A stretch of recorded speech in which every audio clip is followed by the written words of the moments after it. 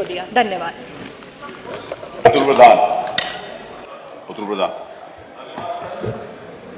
मैं आपका विशेष धन्यवाद करूंगा। जिस विषय पर मैं सालों साल से संघर्षरत हूं, उस पर आज मुझे नियम 56 में बोलने का मौका आपने मान्यवर दिया।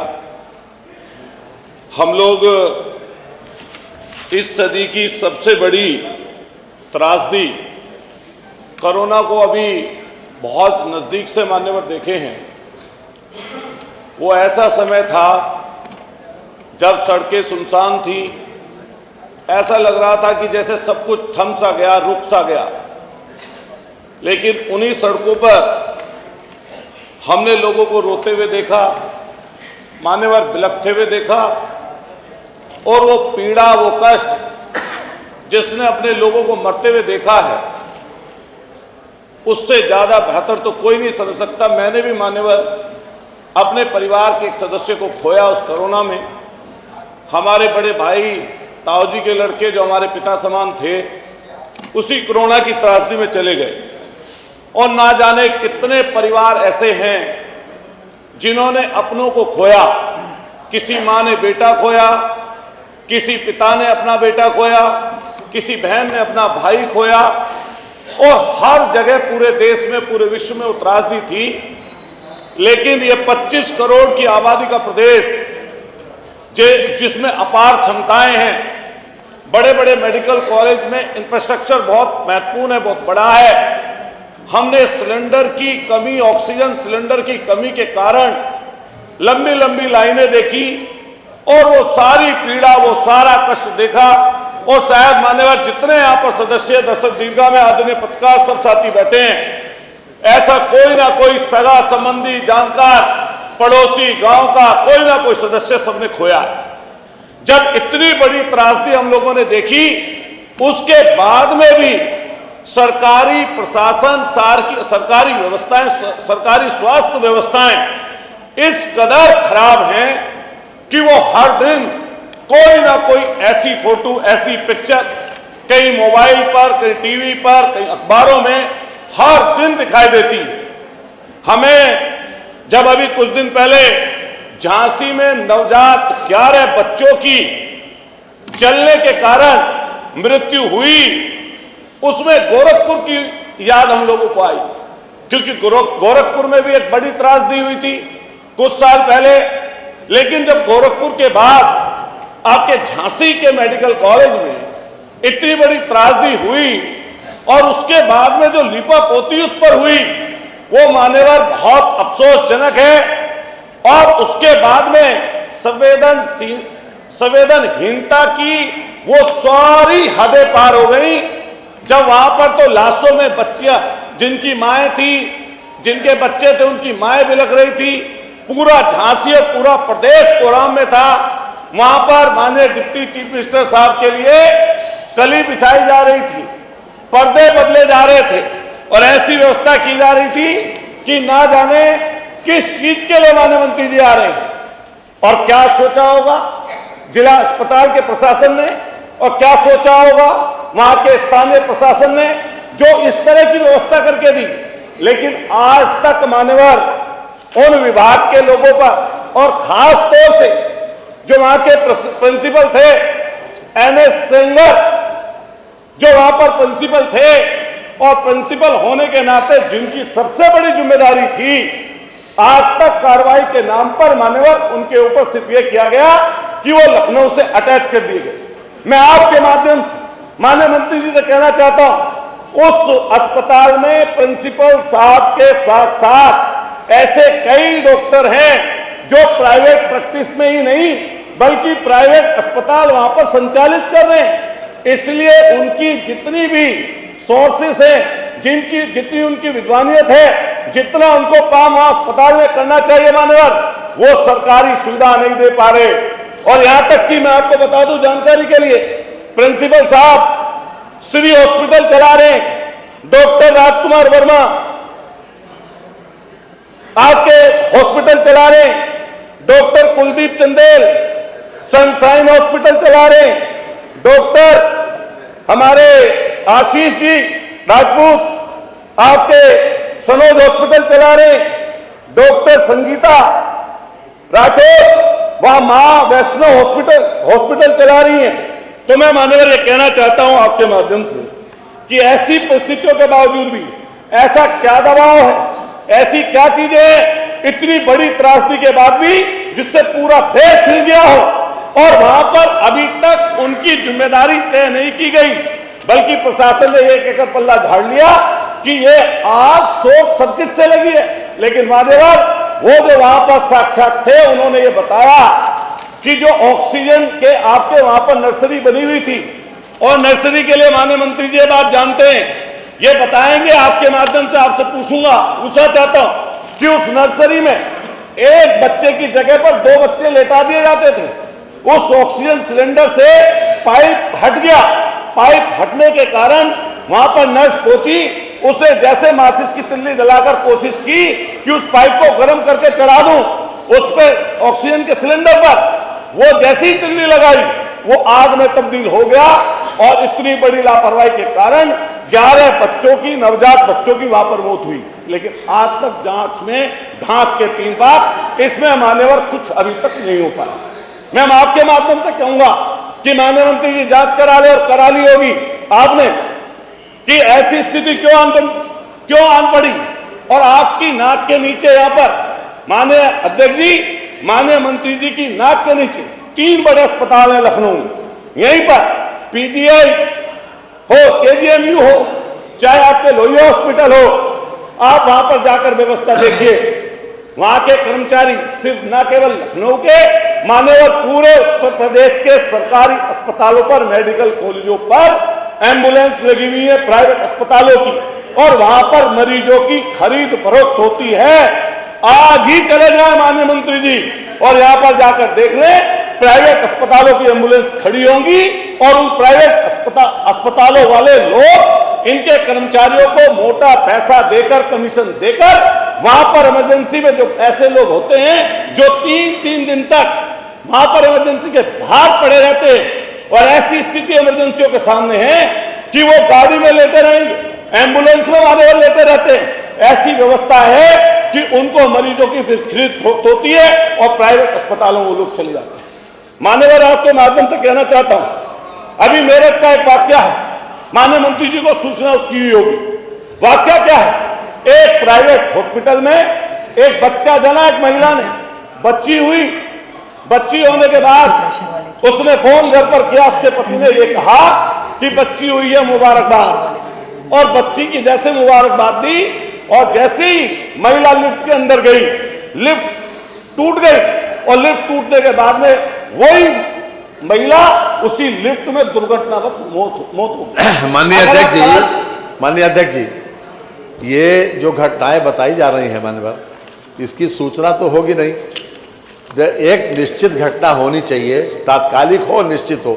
ये नियम 56 की सबसे पहले एलिजिबिलिटी है, उसके आधार पर हो। अब इतनी बातें आएंगी, उसका जवाब मंत्री जी के पास कैसे होगा मान्यवर? सही है। ये मेरा कहना यह है, आपने बोलने की अनुमति दे दी, देखिए कम से कम 6-7 मिनट हो गए, ज्यादा हो गया। मेरा यह कहना है कि इसमें घटना सुनिश्चित हो, एक घटना के ऊपर वो होता है। लेकिन अब चूंकि माननीय मंत्री जी के पास उसका उत्तर तो होगा नहीं मान्य, तो आपकी बात तो आ जाएगी, सरकार की बात तो आ नहीं पाएगी। इसलिए एक जो नियम है, नियम संगत तरीके से अगर उठाया जाए, आपने स्वास्थ्य विभाग की पूरी बात करी, उसके बाद तो समझ में आता है, लेकिन पूरी एक एक घटना के बारे में कैसे जवाब दे पाए? एक एक घटना का मैं तो नहीं, आपने लिया माननीय मंत्री जी, माननीय मंत्री से 1 मिनट अतुल जी प्लीज। आप अगर आप सूचना देखें, मैंने देखी, 3 घटनाओं का उल्लेख है, मैं 2 घटनाओं उसमें, का है, एक घटना हमारे राज्य सरकार से संबंधित ही नहीं है। नहीं, वही कैसे जवाब दे पाएंगे? उसमें एक बात माननीय, देखिए माननीय संसदीय कार्य मंत्री जी और माननीय संसदीय कार्य राज्य मंत्री जी के द्वारा जो कहा गया है, 1 मिनट आपको नहीं, आपका विषय नहीं है। नो, नहीं, अभी जब आपका नंबर आएगा तो आप विषय बोलिएगा। अरे उनको बिठा दीजिए, उनको बोलने के बाद क्या होगा तो मैं तय करूंगा। उसमें अतुल जी, माननीय मंत्री जी ने सही कहा है कि आपने जो नोटिस दी है उस नोटिस को पढ़िए। उस नोटिस के अंतर्गत जो फायर से संबंधित जो झांसी में घटना हुई उससे संबंधित कोई विषय है तो आपने अपनी बात रखिए, और एक कोई जनरल बात, आप प्रत्येक घटनाएं आप एक एक डॉक्टर का नाम ले रहे हैं कि कौन सा डॉक्टर कौन सा प्राइवेट हॉस्पिटल चला रहा था, उसकी सूचना तो होगी नहीं। तो जब उसकी सूचना नहीं होगी तो कोई भी आप जनरल एक जो परसेप्शन है, जो जनरल एक आवश्यकता है, वो आप उसके ऊपर बात करिए, मंत्री जी उसके ऊपर जवाब दे देंगे। आप विषय के बाहर रह जाइए, बस प्लीज बोलिए, आप बोलिए, विषय के बाहर रह जाइए। आप कोई भी ऐसे इंडिविजुअल बात पूछेंगे तो उसकी सूचना नहीं होगी ना, जब सूचना नहीं होगी तो जवाब दें। नियम 56 जो भी गया है आपने स्वीकार कर लिया, तो उस पर जब बोलते हैं, मान लिए घटनाएं नहीं हैं आप में लिखी हैं, तो आपके संज्ञान में तो आ जाएगा, न जवाब दीजिए, लेकिन संज्ञान तो ले लेंगे। जो घटनाएं बोल नहीं, उसका उत्तर भी चाहेंगे ना, कार्रवाई में आएगा और उसका जवाब सरकार पास होगा नहीं। ये भी तो देख लें, जिन लोगों ने जो नियमावली बनाई वो ये सोच के बनाई होगी कि जो संभव हो, जो अधिक से अधिक संभव हो। आप तो सर्वशक्तिमान रहे हैं, अरे इसलिए जो है चल रहा था, जब अध्यक्ष जी स्वीकार कर रहे थे, कॉपी तो आपको मिल गई होगी, उस कॉपी के हिसाब से बोले ना, आ गया कॉपी मिली, जब उसी समय ऑब्जेक्शन करना चाहिए, सीमा के बाहर गए नहीं है मान्यवर, जो सीमा के बाहर गए तब टोका गया, नहीं वो सीमा तक नहीं टोका गया। माननीय अध्यक्ष जी, एक मिनट, माननीय नेता प्रतिपक्ष, एक सेकंड राहुल जी, मैं उनसे बात, एक मिनट बैठिए। माननीय नेता प्रतिपक्ष, आपने जो बात कही कि जिस समय नोटिस गई थी उसी समय मान्य आप अमान्य कर देते हैं। पहली बात तो नोटिस में तत्कालिक एक घटना की जिक्र किया गया, ठीक है, आप उसको मेरे को मैं आपसे बहुत कुछ सीखता हूं, इसीलिए आपसे जरूर पूछता हूं। तो उसके तात्कालिक उसके ऊपर तो मना किया नहीं गया, तो पहले अमान्य कर देंगे तो फिर ग्राह्यता के ऊपर भी नहीं सुनेंगे, ग्राह्यता के ऊपर नहीं सुनेंगे तो जो आप चर्चा की मांग करेंगे तो उसका नंबर ही नहीं आएगा। तो जो घटना आपने उस पर लिखी है, या जिन एक दो घटनाओं का, 3 घटनाओं का जो आपने उल्लेख किया, आप उसको विस्तार से बता सकते हैं। धन्यवाद। नहीं, संरक्षण मैंने माता प्रसाद जी से ले दिया, आपको भी उनसे बात करके। ठीक है, मैं माननीय अध्यक्ष जी एक भी विषय ऐसा नहीं रखूंगा जो उस ग्राह्यता के बाहर ना बोलिए, और आप बोलिए माननीय मंत्री, आप विषय पर आइए। हाँ ठीक है, मैं अरे मंत्री जी बोलन दो, अरे बोलो क्यों इतने परेशान हो रहे हो, सुन लो बात, बड़ा दिल रखो, तो क्यों कोई थोड़ा बोल रहे, कोई आपस में बात करना अलाउड ही नहीं है, मेरे से बात नहीं, और मैं बैठा ही इसलिए मेरे से बात सुनो, तसल्ली करके कम से कम उसको सहन, मेरे को सुनाओ। मैं अध्यक्ष जी आपको बोल रहा हूँ, सहन करो, गुस्सा नहीं करते।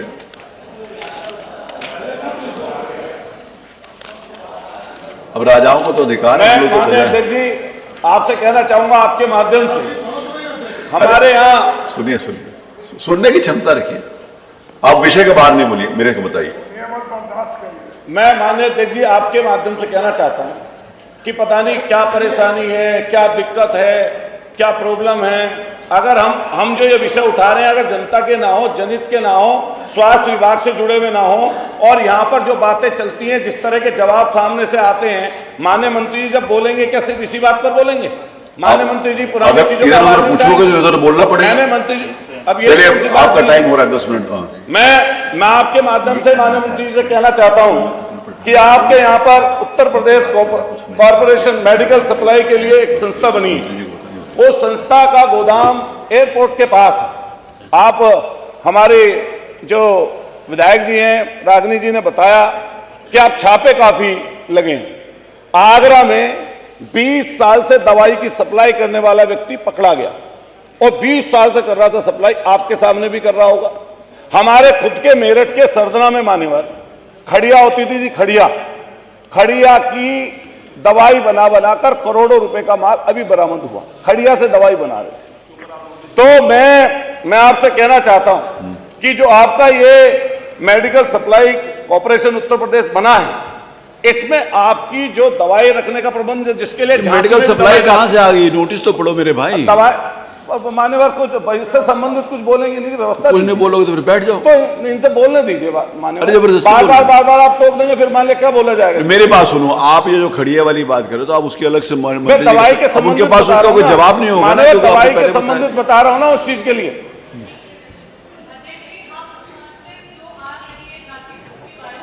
आपने बोला अपनी बात, उसी के ऊपर बोलेंगे। ये कहना चाहती हूँ कि जब मंत्री जी भी बात करें तो ये जो उससे कुछ आग नहीं लगी बोल। उसके कारण उस पे क्या हुआ, वो और बता, वो जितने मंत्री भी जी सारे जवाब देंगे, डेटा हम है, मंत्री जी को उस नहीं पे बता वो सकते properly क्या फिर बोलेंगे। आपके अगर हिसाब हमें से नहीं नहीं बोलने बता दिया सकते। जाएगा, मंत्री जी अपने तो हिसाब से विपक्ष को जवाब नहीं हमें भी तो बोलने दिया मान्यवर चुना जाएगा। है किसी ने, हमारी तो जिम्मेदारी है मान्यवर। अरे आप प्लीज तो विषय पर आइए, बोलिए। मान्यवर आपकी तरफ अरे आप बोलिए, आप बोलना नहीं चाहते, नेतागिरी ज्यादा करना चाहते हैं। अब आप कहां बजे माननीय अध्यक्ष जी, मैंने अभी आपके माध्यम से माननीय मंत्री जी से यही कहा कि दवाई का जो गोदाम है, जहां से दवाई झांसी भी जाती है, मेरठ भी जाती, पूरे प्रदेश में जाती है, वो पर्टिकुलर कुछ दवाइयां, महंगी दवाइयां मंगा के रख लेते हैं। अगर आज ही माननीय मंत्री जी चले जाएं, जिन दवाइयों की सप्लाई अलग अलग मेडिकल कॉलेज और अस्पतालों में सरकारी रूप से होती है, अगर आज ही चले जाएं, वही महंगी दवाइयां धूल फाक रही हैं, इंजेक्शन के बड़े बड़े कार्टन वहां पे बने रखे हैं। अगर आज ही चले जाएंगे तो करोड़ों रुपए की एक्सपायरी डेट की दवाइयां आपको मिल जाएंगी, जो अलग अलग जगह सप्लाई होती थी। मान्यवर, एक दो चीज और बात कह के मैं अपनी बात खत्म करूंगा। डॉक्टरों की मान्यवर बहुत कमी, जो झांसी की घटना हुई, इसी तरह चाहे आप बनारस चले जाइए, चाहे आप मेरठ चले जाइए, मेरठ या पूरे के पूरे 30 मेडिकल कॉलेज मान्यवर इन लोगों ने बनाए हैं। सबसे ज्यादा कमी डॉक्टरों की है, लगभग 19,000 डॉक्टरों की यहाँ पर नियुक्ति होनी चाहिए और स्वीकृत पद हैं, उनमें से 60% ही अभी तक ये फुलफिल कर पाए हैं। नई भर्तियां जो निकलती हैं उनमें कोई मान्यवर आता नहीं है, जिसके कारण से दिक्कत परेशानी झेलनी पड़ती है। और मैं अभी आपके सामने कहना चाहता हूं, विशेषज्ञ डॉक्टरों की तब भर्ती मंत्री जी ने विभाग ने निकाली है, उसमें डॉक्टर नहीं आए। खासतौर से रेडियोलॉजिस्ट, आपके रेडियोथेरेपी वाले डॉक्टर नहीं आ पाए।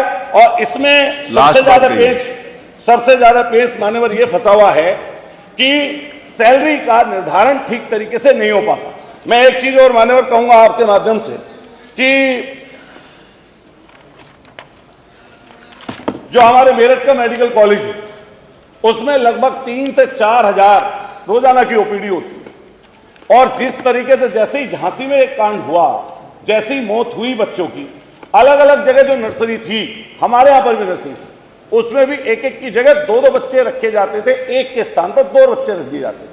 तो मैंने फोन करके एक दिन खुद माननीय प्रिंसिपल साहब से कहा कि भाई इसमें बच्चों की आप तादाद क्यों कम कर दिया आपने? कि साहब झांसी में एक कांड हो गया इसलिए कम कर। मैंने ये बहुत अच्छा कर दिया आपसे। मैं आपके माध्यम से कहना चाहता हूं, क्या माननीय मंत्री जी ऐसी नर्सियों को उनकी संख्या बढ़ाएंगे? और बढ़ाएंगे तो शायद कब तक बढ़ा देंगे? और माननीय मंत्री जी, माननीय अध्यक्ष जी, आपके माध्यम से ये कहना चाहता हूं, देखिए बहुत सारी बातें हैं, बहुत लंबा ना बोलते हुए आपके माध्यम से यही कहूंगा कि अगर ठीक तरीके से काम अपना कर लिया जाए, माननीय प्रमुख सचिव साहब भी यहां पर बैठे होंगे, आपके माध्यम से कहना चाहता हूं, अधिकारियों का रवैया यह है, किसी भी जगह जाकर कोई भी आपके कहीं भी जाकर कोई प्रशिक्षण, आपके वहां पर किसी भी तरह की जांच नहीं की जा रही। किसी भी जगह अस्पतालों में जाते हैं तो चूना डल जाता है, सही सही चीज दिख जाती है, और वहां पर किसी जनप्रतिनिधि को या किसी जानकार को नहीं बुलाया जाता। एक बस बात कहते हुए यही कहूंगा आपके माध्यम से कि जो डलोजी ना कर पाया वो ये तानाशाह कर देंगे, कमीशन दे दो तो हिंदुस्तान को नीलाम कर देंगे। ये ऐसा इसके विभाग का हाल इस समय चल रहा है। माननीय मंत्री जी, आपके माध्यम से चाहूंगा कि इन सारी बातों पर जरूर प्रकाश डालें। धन्यवाद।